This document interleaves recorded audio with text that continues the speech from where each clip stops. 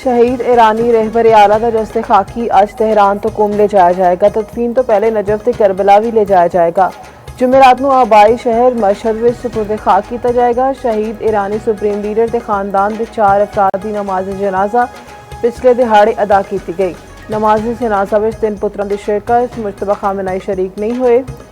रहबर आला के जनाजा में शरीक लोगों के इंतकाम के नारे। पाकिस्तान में ईरानी सफीर रजा मेरी मुकदम का एक्स के बयान में आख्या कि पाकिस्तान ने शहीद ईरानी रहबर के जनाजे में आला तरीन सतह पर शिरकत की। शहीद रहबर की नमाज जनाजा में शिरकत पाकिस्तान का इजहार तशक्कुर। आख्या वज़ीर आज़म फील्ड मार्शल ते नायब वज़ीर आज़म का शुक्रिया। मुल्क के ज़्यादातर हिस्सों में अज तो 10 जुलाई तक बारिशों का इम्कान। लाहौर में सुबह सवेरे बूंदाबांदी मौसम खुशगवार।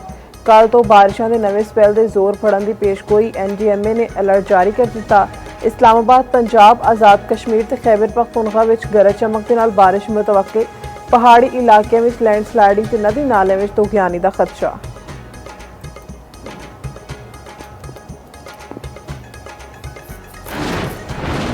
नौ मुंतखब वज़ीर आला गिलगित बल्तिस्तान अमजद हुसैन एडवोकेट आज हल्फ चुकनगे। हल्फ बरदारी की तकरीब दोपहर 2 बजे शनार बाग में मुनक़िद होएगी। गवर्नर गिलगित बल्तिस्तान सैयद मेहदी शाह वज़ीर आला तो हल्फ लेंगे। Chairman Peoples Party Bilawal Bhutto Zardari तकरीब में शिरकत करेंगे।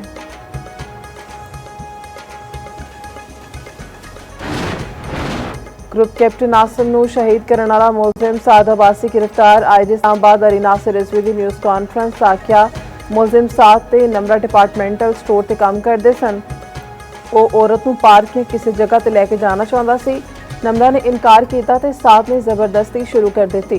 ग्रुप कैप्टन आसिम ये सब वेख के वापस मुड़े ते साद नूं रोकिया। नमरा मुड़ी ते गड्डी वाल आई। मोटरसाइकिल सवार साद ने पिस्तौल नाल ग्रुप कैप्टन ते फायर कर दिता। वज़ीर आज़म शहबाज शरीफ का ग्रुप कैप्टन आसिम तारिक की शहादत का इजहार अफसोस।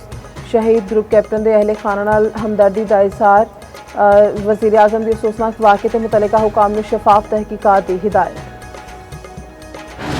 अफगानिस्तान में तालिबान रजीम तकसीम का शिकार। तालिबान कमांडर कत्ल अमनो अमान के दावे जमीन बोस। नंगरहार में अफगान तालिबान का मुकामी कमांडर कत्ल। अफगान जरीदे अफगानिस्तान इंटरनेशनल के मुताबिक कमांडर के कत्ल के शुबे में उसके भरा नूं गिरफ्तार कर लिया गया।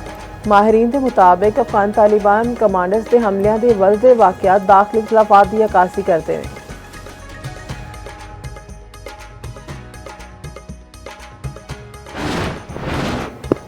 भारतीय शहर मुंबई में तूफानी बारिशां। 4 रोज़ में 588 मिलीमीटर तो वध बारिश रिकॉर्ड। शदीद बारिश के बायस निज़ाम जिंदगी मुतासिर। नशीबी इलाके ज़ेरियाब। दरख्त जड़ां तो उखड़ के गड्डियां ते जा डिगे। मुतादिद प्रवाज़ा मनसूख। मुख्तलिफ हादसात में हलाकतां की तादाद 8 हो गई।